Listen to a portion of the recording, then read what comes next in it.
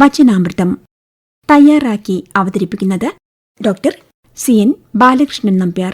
ലോകമേ തറവാട്, തനിക്ക് ചെടികളും പുൽകളും പുഴുക്കളും കൂടി തൻ കുടുംബക്കാർ.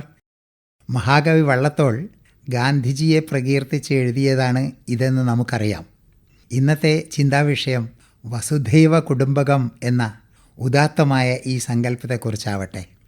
പ്രപഞ്ചത്തിലെ സകല ചരാചരങ്ങളും എൻ്റെ തറവാട്ടിലെ അംഗങ്ങളാണ് എന്നത് ദാർശനികമായ ആഴം ഉൾക്കൊള്ളുന്ന ഒരു പ്രസ്താവനയാണ്.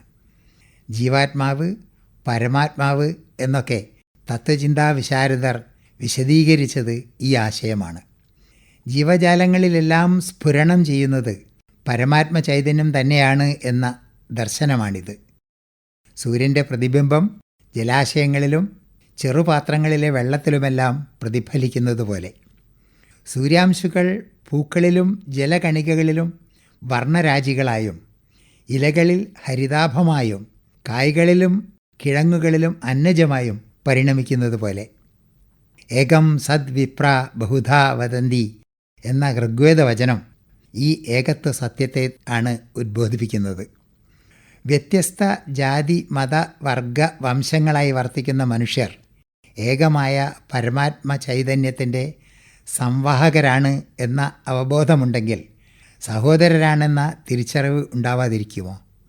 മൈ സർവമിതം പ്രോതം സൂത്രേ മണിഗണ ഇവ എന്ന ഗീതാവാക്യവും ഈ സത്യം പ്രതിപാദിക്കുന്നു. വിവിധ രത്നങ്ങളിലൂടെ കടന്നുപോകുന്ന നൂൽ രത്നങ്ങളെ കൂട്ടിയിണക്കി മാലയാക്കുന്നത് പോലെ സകല ജീവജാലങ്ങളിലും അദൃശ്യമായ നൂല് പോലെ പരമാത്മ ചൈതന്യം കുടികൊള്ളുന്നു. വ്യത്യസ്ത സാംസ്കാരിക ധാരയിലും വിശ്വാസങ്ങളിലും പുലരുന്നവർ ഈ തത്വം ഉൾക്കൊണ്ടാൽ കലഹമുണ്ടാവുന്നതെങ്ങനെ? ഉന്മൂലന പ്രഘോഷണങ്ങളും യുദ്ധങ്ങളും ഉണ്ടാവുന്നതെങ്ങനെ? ഉത്കൃഷ്ടമായ ഈ ആശയം മാനവ ഐക്യത്തിനു മാത്രമല്ല, മനുഷ്യനും പ്രകൃതിയും തമ്മിലുള്ള പരസ്പര അവലംബത്തിനും പ്രകൃതി സംരക്ഷണത്തിനും പ്രേരകമാവുന്നു. വൃക്ഷലതാദികൾക്ക് മനുഷ്യരോളം പ്രാധാന്യം കൽപ്പിക്കുമ്പോൾ അവ സംരക്ഷിക്കപ്പെടേണ്ടവയാണ് എന്ന അവബോധമുണ്ടാവും. ഉണങ്ങാൻ തുടങ്ങുന്ന മരം മാത്രമേ മുറിക്കാൻ പാടുള്ളൂ എന്നും മുറിക്കുന്നതിനു മുമ്പ് അതിൽ ആവാസമുറപ്പിച്ച പക്ഷികൾ, ഉറുമ്പുകൾ, ഈച്ചകൾ എന്നിവയോടൊക്കെ മാറി താമസിക്കാൻ അഭ്യർത്ഥിക്കണമെന്നുമുള്ള നിഷ്കർഷ എത്ര ശ്രേഷ്ഠമാണ്! കാളിദാസൻ്റെ ശാകുന്തളത്തിലെ വനജ്യോത്സ്നയ്ക്കും ദീർഘാപാങ്കൻ എന്ന മാൻകിടാവിനും കണ്ണൻ, ശകുന്തള, ദുഷ്യന്തൻ എന്നിവരെ പോലെ തന്നെ പ്രാധാന്യമുണ്ട്. ഓരോ ജന്മനക്ഷത്രത്തിനും വ്യത്യസ്ത വൃക്ഷങ്ങളും പക്ഷിമൃഗാദികളുമുണ്ട്. മക്കളുടെ ജന്മദിനങ്ങളിൽ മാതാപിതാക്കൾ അതത് വൃക്ഷത്തൈകൾ നട്ട് സംരക്ഷിക്കണം എന്നുണ്ടായിരുന്നു. ഓരോ തറവാടിനും സർപ്പക്കാവും കുളവുമുണ്ടായിരുന്നു. പ്രകൃതിയോടുള്ള ഈ ആരാധനാ മനോഭാവം ഇതര സംസ്കാരങ്ങൾ പുലർത്തുന്നുണ്ടോ എന്നറിയില്ല.